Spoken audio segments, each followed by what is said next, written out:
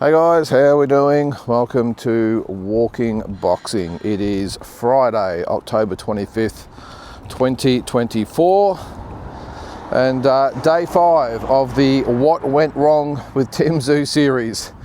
Again, I'm not going to sort of dwell too much on it. We've covered it extensively this week. Every day this week I've spoken about it. Plus we did the deep dive show last night with Jay McAllister and old mate Big J, and talking boxing on Monday night. So we've gone over it a lot. But just the last thing I probably want to talk about it or the way I want to talk about it is, I saw the interview with D-Style Boxing last night. It was an interview with Russ Amber, and he is one of the trainers of Bakaram Murtazaliov, and it was just really interesting to get a different perspective of it, the opposite perspective, if you will, because all week it's been through the eyes of Tszyu and his supporters and Australian boxing, however you want to spin it. But it was really interesting to see the opposing view. And again, if you haven't seen it, check out D-Style Boxing. A great supporter of this channel. We support his channel, and he has some really good contacts over there. It goes for about 2 hours. I didn't listen to all of it. I watched about, almost half of it.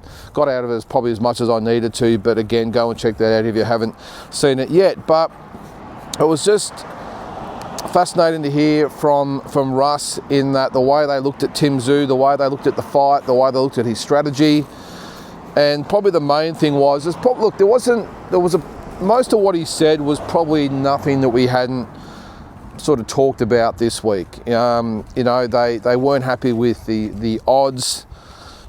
They're a little bit insulted by that. Not that was a major driving factor in the win, but he did say that he was obviously surprised by the odds, but more surprised that it was all based on the fact that supposedly he hadn't fought anybody, and supposedly because he was an unknown. He just said he was staggered that people were just automatically just saying, well, Tszyu's just going to win this fight purely and solely because they hadn't heard of his guy. I hadn't seen a lot of him fight, and he said, look, this guy's had 300 amateur fights. He was an undefeated world champion, and it just looked like, for all purposes, that it was just a fait accompli, as they say. So that was probably the first thing. As for the fight itself, he just said, look, probably what a lot of, I won't call them experts, a lot of just people out there saying is that Tim just didn't give him the respect he deserved. And he said that he was very surprised that Tim came out the way he did. Again, this is not all stuff that we don't know, but again, it's just good to hear from the other side. And he said he couldn't believe that Tim went out with pretty much destruction on his mind. He said whatever happened the other day is a feeling opponents out. He said that's what they expected, and that's what Bakaram Murtazaliov did.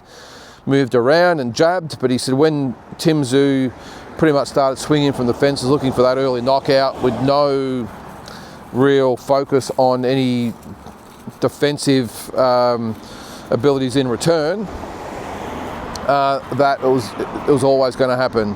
When he got nailed, he said it was no surprise. They'd been working on the punches in camp, and it just probably, he said that no way did we think it was going to happen the way it happened, with a third round destruction, if you want to call it, 4 knockdowns in 3 rounds. But he said, look, Bakaram was very, very prepared to go the 12 rounds. He knew what he had to do, but pretty much saying that Tszyu made it a lot easier than what it probably they expected, because of the way he fought, straight up, no head movement, not really jabbing, just looking for that big shot to knock him out early. And he said, look, obviously it's just a poor strategy.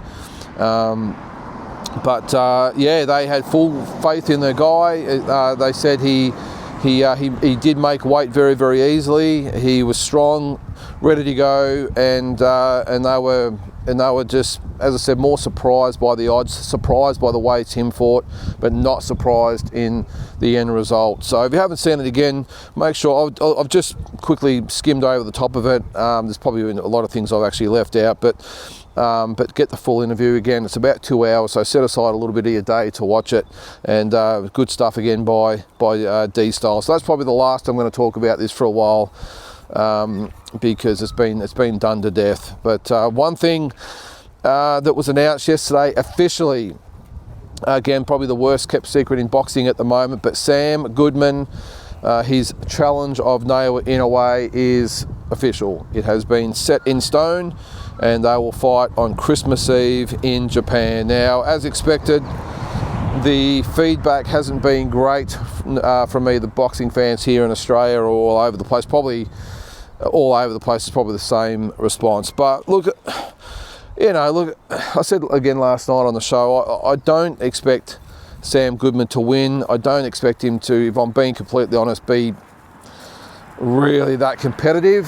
Well, that's probably a bad way to put it. I think he'll be semi-competitive in the first few rounds, but my issue with it and my worries about the fight is that Sam Goodman just isn't a puncher.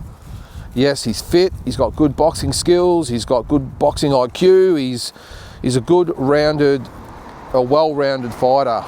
But when you have someone in there like Naoya Inoue, who's just a brute, and they don't call him the monster for nothing, but he's just that hard, aggressive, just devastating puncher. And if you can't have the weaponry to keep him off, I'm just not sure how you survive 12 rounds, let alone have a chance to win. Now, again, of course, he's an Aussie. I'm going to back him. And full credit to him and his team for, well, first of all, credit to his team for getting the fight, but also for taking the fight.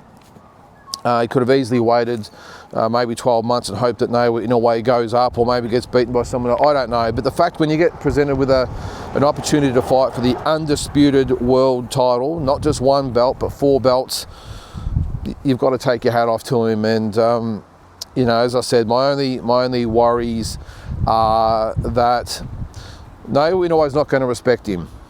That's a certainty. That's certain that he's not going to respect Sam Goodman. He'll go out after him. He'll probably, as I say, play with his food. I know that's probably a bit derogatory towards Sam. I think Sam will box well early, but I just think it's just going to be a matter of when Naoya Inoue decides to step it up and put the foot down. And when he does, I just think it might be curtains. And yeah, it's not easy to say that because we want Sam to win, but we're not going to sugarcoat anything the way we preview these types of fights. And I just think the facts of the matter are is that he just doesn't have the power to keep Naoya Inoue, especially a Naoya Inoue who's not going to respect him. It's just going to walk him down. Now, look, in other circumstances, as we saw last weekend with Tszyu, if you have a puncher in the opposite corner and a fighter comes out reckless and with abandon, then the opportunities there is to nail him, which is what happened last week. But in Sam's case, this is not Bakram Murtazayev we're talking about.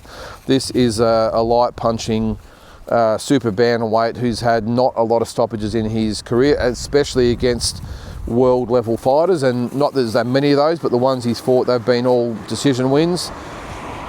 So that's just the way I see that fight going, is that as soon as Naoya Inoue really starts to find his range and maybe Sam slows down a little bit after 3, 4, 5 rounds, whatever it is, then it might not end that well for Sam. But again, full credit to him, and let's hope that they might be able to get Jason Maloney on the undercard. I know there was maybe talk of him wanting to be on that card, so let's hope that maybe he can get a fight on there as well. He's pretty well known now in Japan, so let's see what happens there. Come on, buddy, let's go. We've got to run.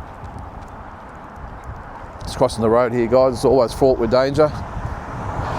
So anyway, that's the fight there. So what did I say? Christmas Eve. So a good way to watch or to spend Christmas. It has been, I think, a little bit unfairly described as the nightmare before Christmas, but who knows?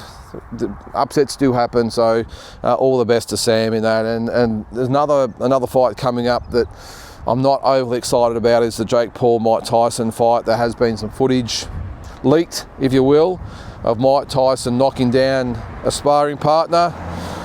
Yeah, there has been a lot of people say, here, I told you so, look, he's still in good condition, he can still fight, he's still got what it takes. Guys, open your eyes.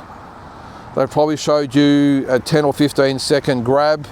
They didn't show anything before or after that. It might have been the first 30 seconds of the spar, so he was looking nice and fresh. Just wait until, well, I would like to see footage of Mike Tyson maybe 3 or 4 rounds in. That's what I want to see, because it's one thing to, it's like the politicians. They only release the footage they want you to watch, and sometimes it's heavily edited and we just don't get the full picture, and they can manipulate the the situation however they want. So I'm not reading anything into it. It's good to see he's actually going to be, well, he's in semi-condition to actually take the fight, but I didn't see anything in that little brief bit of video to suggest that it's not going to be a sad end to Mike Tyson's second career. And I would think maybe he has a round or two of maybe going okay, and I wouldn't be surprised in unless Jake Paul decides to carry him, of course, and there's an arrangement in place. I think it could end as early as the 3rd or 4th round, and that might be a bit of a shock to all you Mike Tyson fans out there. But we've just seen it time and time again. Again, just do not get sucked in by a 10-second grab they show you on Facebook or Twitter or Instagram, whatever it might be. In my opinion, this fight just ends one way, and that's with Jake Paul winning, and whether it's by decision or knockout, that probably depends on the arrangement that they've made. So I'm not for the fight at all. I will watch the card for Dana Coolwell, and especially Amanda Serrano and Katie Taylor. I think that'll be another great fight. And I suppose, just like a car crash, I am going to watch the Paul and Tyson fight. Don't worry about that because it's free on Netflix, but I'm not going to like it. And again, I just have real reservations on what Mike Tyson's going to bring. And I just think it's going to be another black eye for boxing. I think the media love laying the boots in the boxing, and they'll say, look, this is the sport we're supporting and allowing to happen. They're letting a 58-year-old man fight, and this is what happens. This is a former great, and look what's happened to him. So I don't know. I just don't like it. I know maybe Mike Tyson doesn't really care about results, and maybe his legacy, he's just after the payday. I don't know, but I just do not see the sense in Mike Tyson fighting Jake Paul at 58 years of age. And on the flip side, I think Jake Paul is probably a bigger grub than what I originally thought, and that's saying something for even agreeing to this fight, because you know what's going to happen when he wins. Look at me, I've beaten one of the all-time great heavyweights. That must make me one of the all-time greats, and how good am I? And I'm the face of boxing. It's just not a good look. And I know there's also the argument that, well, it's only one part of boxing. It's just on a circus show on the side of the real stuff. I still don't like it. I just don't like that we have guys like Jake Paul who I think disrespect the sport, disrespect all the greats over the years. And I suppose in some respect, I probably resent, and I hate to say this, I probably resent Mike Tyson a little bit as well for maybe putting a little stain on a sport that he professes to love so much and respect so much, and he's a student of the game, of the history of the game, of the sport, and for him to engage in this, maybe he's a little bit to blame as well. I don't know. It's just my thoughts. What are your thoughts? Let me know down below. I just don't like the whole thing, and again think it's going to be a black eye for yet another black eye for boxing. So much good has been happening lately with the Alexander Usyk Tyson Fury fight, the Beterbiev and Bivol fight, all the other great fights going on around the world. It's in a really healthy position at the moment. I just think this becomes a circus act and just doesn't look good. But anyway, again, just my 2 cents. Lastly, the world boxing, it's not the organisation, the World Boxing Amateur thing they've just created. I think it's just called World Boxing anyway. I'm not sure there's amateur in there or whatever. But Triple G's heading that. They are conducting their first international tournament over the next couple of weeks in Colorado. It's the under 19, I think it is, World Championship. So fighters, including from Australia. I did see actually that Shannon O'Connell's son Cooper is over there. So all the best to Cooper. They've gone over there. I think there's 180 boxers from 30 countries that are over in Colorado or going to Colorado now for those championships. So let's hope this is one of the first steps in amateur boxing getting back on track, redeeming the reputation. I'm sure with people like Gennady Golovkin in control, we're going to see world amateur boxing improve significantly with all those corrupt pieces of shit that have run it for so long out of the sport and not being able to officiate anymore. I think it's just the absolute best outcome for amateur boxing, and the fact that it looks like it's going to stay in the Olympics is great. I also did see the Commonwealth Games that are being conducted in 2026, you know, those ones that we paid for here in Victoria and Glasgow get for free. You know those ones, thanks to Dan Andrews, Mr. Tszyu. Well, just across the road here again. Looks like boxing has made the cut. So there's going to be 10 sports in the Commonwealth Games, and boxing has remained in there, which is good news.